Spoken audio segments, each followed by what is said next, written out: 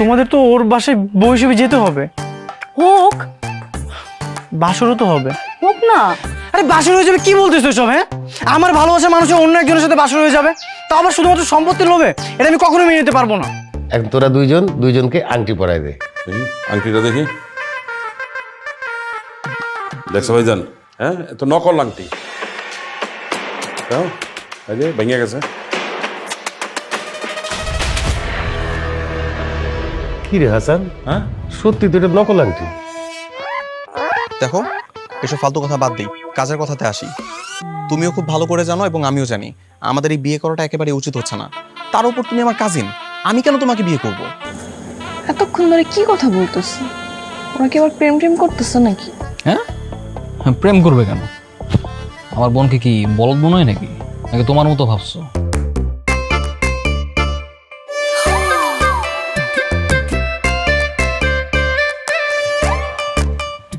এই তুমি এনে কি বসে আছো কেন? এখানে আসো, এনে বসো। আরে না না, থাক না, আমি একদম ঠিক আছি। তুমি কি ঠিক আছো না ভালো আছো সেটা আমি খুব ভালো করে বুঝছি। তুমি এখানে আসো। এই, তোমার কথা উঠবো নাকি আমি? এই বিয়ার গ্যাপে গুপে আমরা ওরে উস্কানি দিব, ওরা গ্যাঞ্জাম বানাইব, আর আমরা একদম শান্ত গোপাল ভাড়ার মতো বয়ে থাকবো। মাঝখানে কি হইব? খেলা ঘুরে যাব, সমস্ত সম্পত্তি আমাবো। কিন্তু মামা, ওদের দিয়ে জ্ঞানচামটা বাঁধাবে কি করে?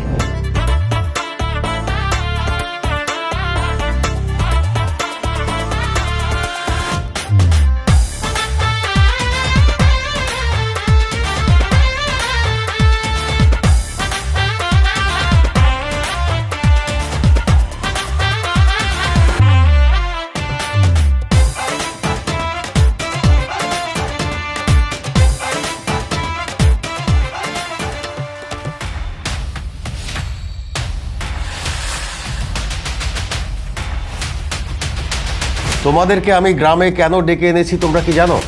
না ভাইজান। বিয়ে। আমি চাই রেহানার মেয়ে স্পৃহাকে বিয়ে দিতে। ছেলেও আমার পছন্দ করা আছে। হিন্দোলের ছেলে রাফসান। আমরা স্প্রিয়াকে দরকার পড়লে আজীবন কোমরে রাখবো, বিয়ে করতে হবে না ওর। তারপর ওই পরিবারের সাথে আমরা কখনো কোনো সম্পর্ক করবো না। একদম চুপ। হ্যাঁ, আগামী 3 দিন পর আমার বিয়ে, আর কাল আমার এনগেজমেন্ট। সো তুমি আমাকে আর ডিস্টার্ব করো না, আমি তোমাকে পরে সবটা বুঝিয়ে বলবো, কেমন? এখন রাখছি।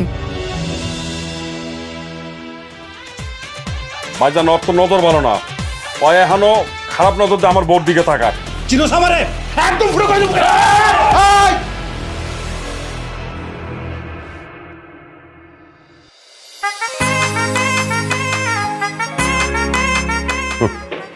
বাহ, খুব ভালো লাগছে। আজকে আমরা সব ভাই বোন, ভাগ্নে ভাগ্নি, ভাতিজা ভাতিজি একসাথে এক বৈঠকে আছি। আব্বাজান বেঁচে থাকলে খুব খুশি হতে।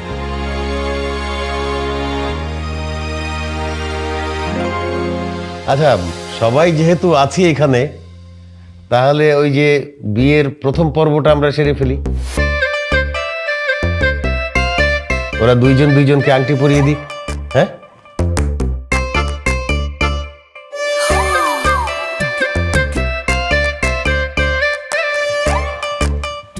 এই তুমি এনে কি বসে আছো কেন? এখানে আসো, এনে বসো। আরে না না, থাক না, আমি একদম ঠিক আছি। তুমি কি ঠিক আছো না ভালো আছো সেটা আমি খুব ভালো করে বুঝছি। তুমি এখানে আসো। এই, তোমার কথা উঠবো নাকি আমি? বড় মামা, আপনাকে না সত্যি সত্যি অনেক ধন্যবাদ। একমাত্র আপনার জন্যই আজকে অনেকদিন পর আমাদের পরিবার একটা নতুন আত্মীয়তার বন্ধনে আবদ্ধ হতে যাচ্ছে। আপনি সত্যি অনেক বড় মনের অধিকারী। সেলুট আপনার। কচু বড় মনের অধিকারী, ওনার জন্য আমার ভাইয়ের জীবনটা নরক হতে যাচ্ছে। কি কার জীবন নষ্ট করছে মামা? আর ওই না আপনাকে কি জানি বলতে চাচ্ছে, আপনি নাকি কার জীবন নাকি না, না, বলি না চাচ্ছু, কিছু বলিনি। আচ্ছা ঠিক আছে, বাদ দে। তো আংটি পরানোর আগে আর কোনো ফর্মালিটিস তো বোধহয় নাই, তাহলে আংটিটা পরায় ফেল তোরা। বাবা, বিয়ের আগে তো ছেলেমেয়েরা একটু আলাদা কথা বলে, ভাই আর আপু কথা বললে হতো না? ও তাই নাকি? আচ্ছা ঠিক আছে, যা তোরা গিয়ে আলাদাভাবে কথা বলে যা। না না ভাইজান, আলাদা কথা বলার কোনো দরকার নেই। এসবে কি প্রয়োজন? হ্যাঁ ভাইজান, দরকার নাই তো আবার আলাদা কথাবার্তা, এসবের দরকার কি? দরকার অবশ্যই আছে ভাইজান। আসলে ওরা দুজন একটা নতুন সম্পর্কে জড়াতে যাচ্ছে, আর দুজন একজন আরেকজনকে ভালো মতো চেনাটা খুব জরুরি। আমার যতটুকু মনে হয় এতগুলো বছরে ওরা একজন আরেকজনের সাথে ভালো করে কথা বলার সুযোগই পায়নি। ওদেরকে যদি একটু কথা বলতে দেন সেটাই বেটার। রাইট, বিথি একদম ঠিক কথা বলছে। মানে আসলেই তোদের কথা বলা উচিত। যা তোরা তোরা বাইরে যা কথা বলা যা। মামা তুমি সব কি বলতেছো? তুমি তো নগদে পল্টি নিয়ে নিয়েছো। এই থাম তো। আচ্ছা যা, তোরা যা, আলাদাভাবে গিয়ে কথা বলে আয়। না না মামা, আমার বোন একা যাবে কেন? দরকার বলে ওর সাথে আমিও যাবো, দূরে দাঁড়িয়ে থাকবো, ওটা সিকিউরিটি ইস্যু আছে না। আচ্ছা ঠিক আছে, যা, তুইও যা। আমি যাবো। তাহলে আমিও যাব, আমার ভাইকে আমি পাহারা দিব।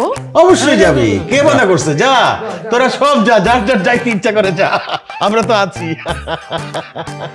বাবা আমিও যাই। হ্যাঁ যা। ভাইয়া আমি একটু আচ্ছা ঠিক আছে, আসো।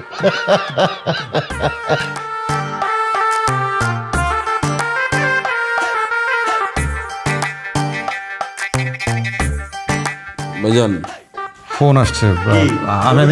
আমি একটু ফোন কথা বলে আসি। ঠিক আছে যা, সবই চলে গেল ভাইজান। তুইও যা। তোমার সাথে তো বলার মতো কোনো কথাই আমার কাছে নাই, শুধু শুধু বাইরে এলাম। এখানে কেন বলছেন? মামার সামনে বলতেন। কথা বলার ইচ্ছেটা তো আমাদের ছিল না, তোমাদের বেশি ছিল। নাও এবার ইচ্ছে পূরণ করো। শুনেন, কথা বলার প্রস্তাবটা না প্রথমে আমাদের পরিবার থেকে আসেনি, আপনাদের পরিবার থেকে এসেছিল। তাহলে তুমি বাইরে না আসলেও পারতা, আসলা কেন? আপনি কেন এলেন? দেখো এসব ফালতু কথা বাদ দাও, কাজের কথাতে আসি। তুমি এবং আমি দুজনেই খুব ভালো করে জানি যে আমাদের এই বিয়ে করাটা উচিত হচ্ছে না, কারণ তুমি আমার কাজিন। আমি কেন তোমাকে বিয়ে করব? কেন বিয়ে করছেন সেটা তো খুব ভালো করেই বুঝতে পারছি। সম্পত্তির লোভ, মারাত্মক লোভ। এইসব সম্পত্তির প্রতি আমার কোনো লোভ নাই, ঠিক আছে? তাহলে বিয়েটা কেন করছেন? বলে দিলেই তো পারতেন আমি স্পৃহাকে বিয়ে করব না। ওটা তো বড় চাচুর মন রক্ষা করার জন্য করছি। বোঝাই যায়। কি বোঝা যায়? তোমাদেরও তো সম্পত্তির প্রতি কোনো লোভ নাই, তাহলে তোমরা না করে দিলে পারতা। আমরাও বড় মামার কথা ফেলতে পারি নাই, তাকে সম্মান করি, তাই জন্য তাদের কথা রাখলাম। জানা আছে। এতক্ষণ ধরে কি কথা বলতেছে? ওরা কি আবার প্রেম টেম করতেছে নাকি? হ্যাঁ, প্রেম করবে কেন? আমার বোনকে কি বলদ মনে হয় নাকি? নাকি তোমার মতো ভাবছো যে তোমার ভাইয়ের সাথে যারা যারা এতক্ষণ প্রেম করবে তার কি কোনো খেয়ে দেয় কাজ নেই? প্রেম আর করতে হবে না, প্রেমের চেয়ে বড় বিয়েটা হচ্ছে। আমার ভাইয়ের কপাল পড়তেছে। আচ্ছা, তোমার ভাইয়ের কপাল পড়তেছে তাই না? ভাগ্যিস আমার কপালটা পড়ে নেই, তাহলে যে কি হতো। মানে কি আর, বড় মামা যদি ওদের বিয়ের পাশাপাশি যদি এরকমটা অর্ডার করতো যে আমাদেরকেও বিয়ে করতে হবে, ও গড, আমি তো ভাবতেও পারতেছি না, তাহলে আমার জীবন পুরো হেল হয়ে যেত। অর্ডার দিলেই মনে হয় আমি মেনে নিতাম। শোনো, 200 কেন 2000 বিঘা জমি দিলেও তো আমি তোমার মতো ছেলেকে কখনোই বিয়ে করব না। আচ্ছা তাই? আর আমাকে যদি 2000 বিঘা জমির পাশাপাশি 20টা গ্রামও যদি লিখে দিত, তারপরও তো আমি তোমার মতো মেয়ের সাথে বিয়ে কেন, প্রেমও তো করতাম না। হয়েছে, ফাপড়বাজি এবার বন্ধ করো। তোমার মতো পিসকে আমি ভালো করেই চিনি। 500 টাকা দিলেই কুত্তার মতো আমার পিছনে পিছনে ঘুরবা। ঠিক আছে, সমস্যা নাই, চিনছো তো আরো ভালো মতো চিনবা। একটা কথা মনে রেখো, আমার 12 মাসে কিন্তু পৌষ মাস। ভাইজান তুমি মিষ্টি খাও, একটু আসতেছি। তুই কই যাস? এই যে এখানে একটু। তুইও যাবি নাকি? হিন্দুল,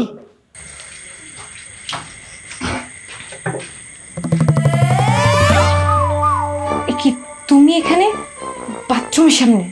আরে বাবা, এটা তো মানে পাবলিক টয়লেট না যে পুরুষ আলাদা মেয়ে আলাদা।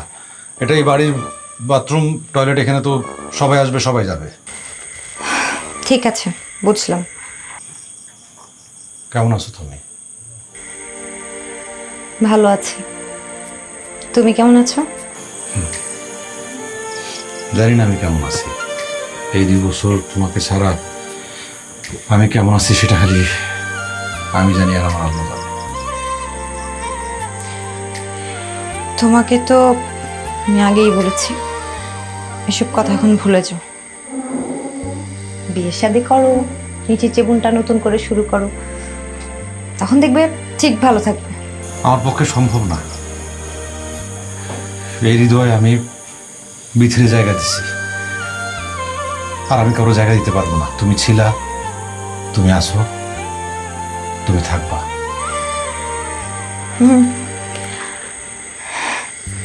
ছিলাম ঠিক আছে, কিন্তু আছি বা থাকবো ঠিক নেই সেটা, কারণ আমি এখন তোমার ভাবি। একদম একদম ফালতু কথা বলবা না, কলিজায় লাগে। একবার যারা আমি ভালোবাসছি, আমার কলিজায় জায়গা দিছি, আমার হৃদয়ে জায়গা দিছি, তারা আমার ভাবি রাখা আমার পক্ষে সম্ভব না। দেখো, আমরা সবাই এখন পরিস্থিতির শিকার, আমাদের কারো হাতে কিছু করার নেই, সব কিছু মেনে নিতে হবে। তার চেয়ে ভালো তুমি একটা বিয়ে করো, নিজের জীবনটা সুন্দর করে গুছাও। এভাবে আর কত জীবন থাকবা তুমি? বিথি, বিথি, বিথি, বিথি,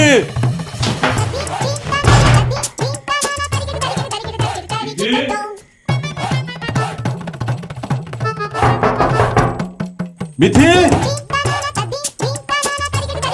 বিথি,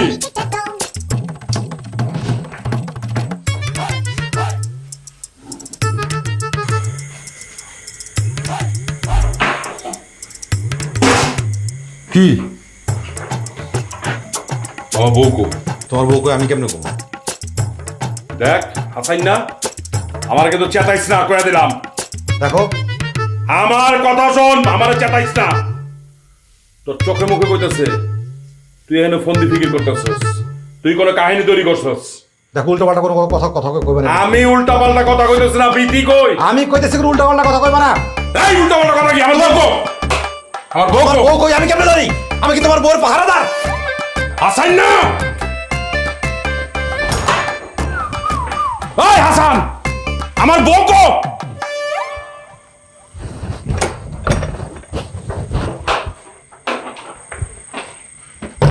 বিথি, ওই বিথি,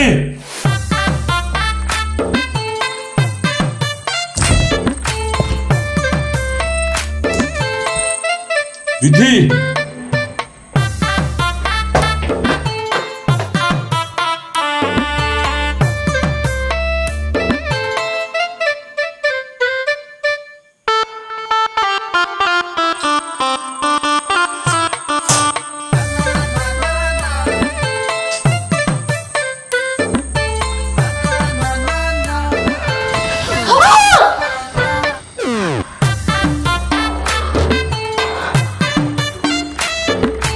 এতক্ষণ ডাকলাম, সারা দিলাম আগে। আরে আমি টয়লেটে ছিলাম না, কথা বলবো কেন? তুমি কথা কইবা না? হ্যাঁ, এদিকে আয়, আসো, ওই যে আসছে। বসো, বসো।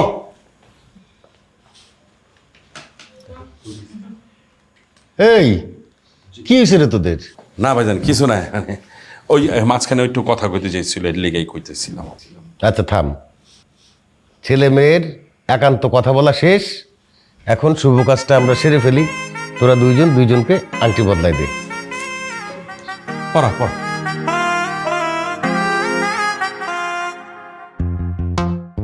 এই আংটিটা দেখি।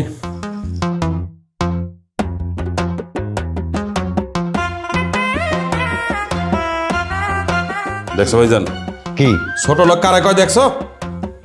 হ্যাঁ, তো নকল আংটি। আমরা অগরে অরিজিনাল 24 ক্যারেটের গোল্ডের একটা আংটি দিছি, আর ওরা আমগরে কি দিল? এই দেখো 2 নম্বর আংটি, 20 টাকা দামি একটা আংটি। এই একদম উল্টা পাল্টা কথা কইবা না। আমি নিজে জুয়েলারি দোকানে যাই আংটি কিনে নিয়ে আসছি, এটা নকল হয় কেমনে? উল্টা পাল্টা কথা না। এই থাম থাম থাম, আবার আরে ভাইজান নকল আংটি। এই দেখি আমার দেখেন ভাই, আপনি দেখেন, আপনি দেখেন।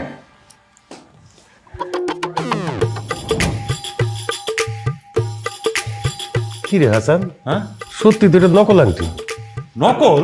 হ্যাঁ, যেমন মানুষ তাদের তেমন কর্ম। দেখছো চাচু, একটা এঙ্গেজমেন্টের রিং সেটাও দিয়েছে নকল। তাহলে ভাবো আমার ভাইয়ের ভবিষ্যৎটা কেমন হতে পারে।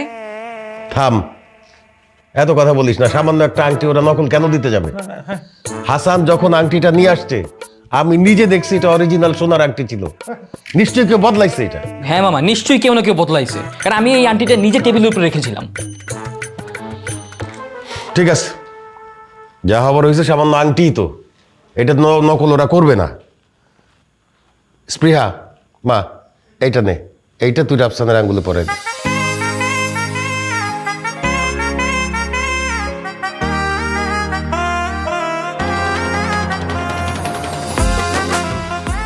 আলহামদুলিল্লাহ।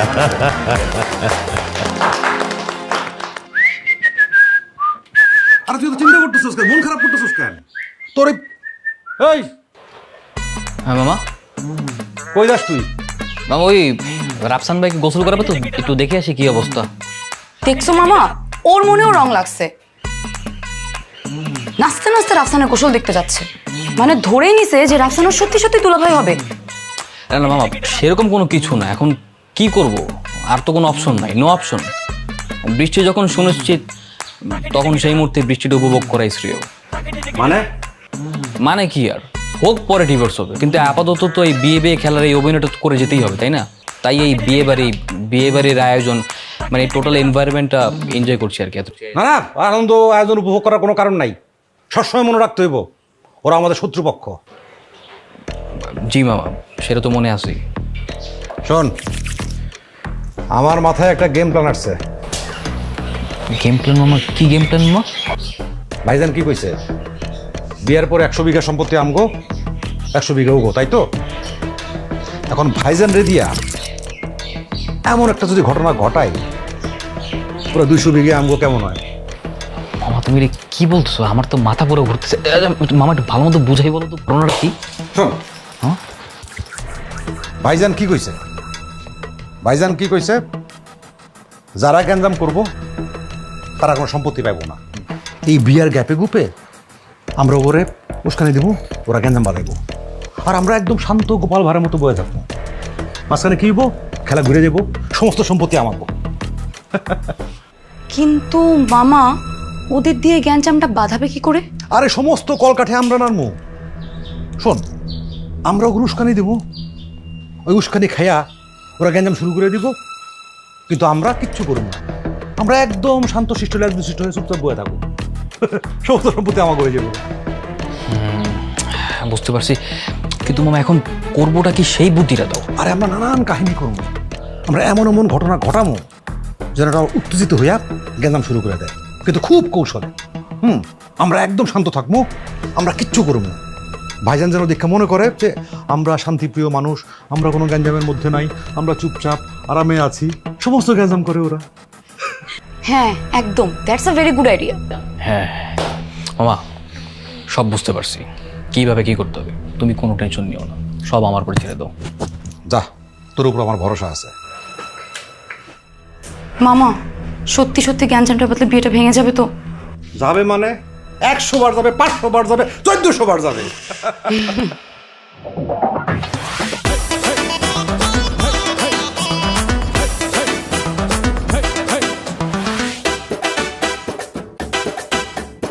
আশ্চর্য, তুমি আমার গ্রামে চলে আসছো? তুমি কি পাগল হয়ে গেছো? এই গ্রামে এসেছি শুধুমাত্র তোমার জন্য। আমি কিন্তু তোমার বাড়ির ভিতরে ঢুকে যাব, তোমার ওই খাটাস বড় মামাকে বলে তোমাদের বিয়েটা ভেঙে দিব। মামা অলওয়েজ গান নিয়ে ঘুরে, তুমি যদি মামার সামনে যাও তোমার বুকটা ঝাঁঝরা করে দিবে, তখন ভালোবাসা জানালা দিয়ে পালাই যাবে। কিন্তু স্প্রিয়া, আমি যে তোমাকে অনেক ভালোবাসি, তোমার বিয়ে হয়ে যাবে এটা তো আমি কখনোই মেনে নিতে পারবো না। আরে বিয়েটা হচ্ছে আবার হচ্ছে না। হচ্ছে আবার হচ্ছে না মানে? আরে বিয়েটা হচ্ছে 200 বিঘা সম্পত্তির জন্য। যখন জমি জমা সব লেখালেখি হয়ে যাবে তখন আমি ওকে ডিভোর্স দিয়ে দিব। তুমি আবার ডিভোর্সও দিয়ে দিবে? কিন্তু তোমাকে তো কবুল বলতে হবে। হোক না, তোমাদের তো ওর বাসায় বউ হিসেবে যেতে হবে। হোক, বাসরও তো হবে। হোক না।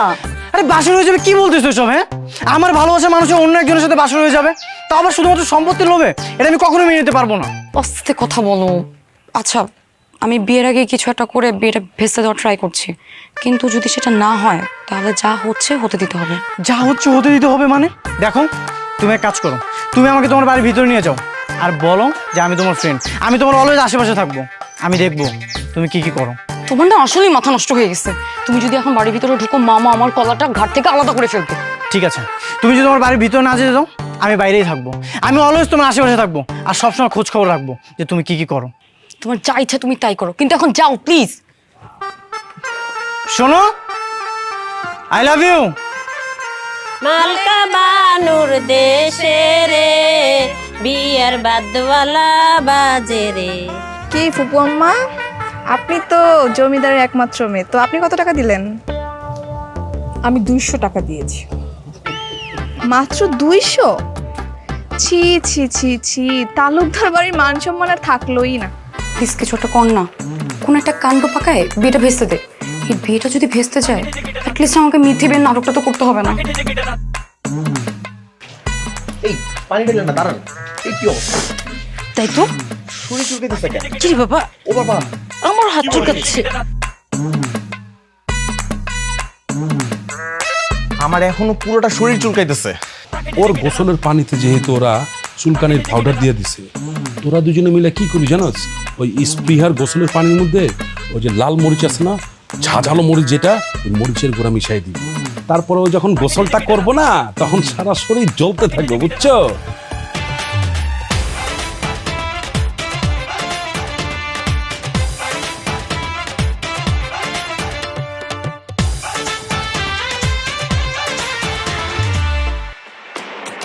এই যা বান্দর বানাই দিলাম।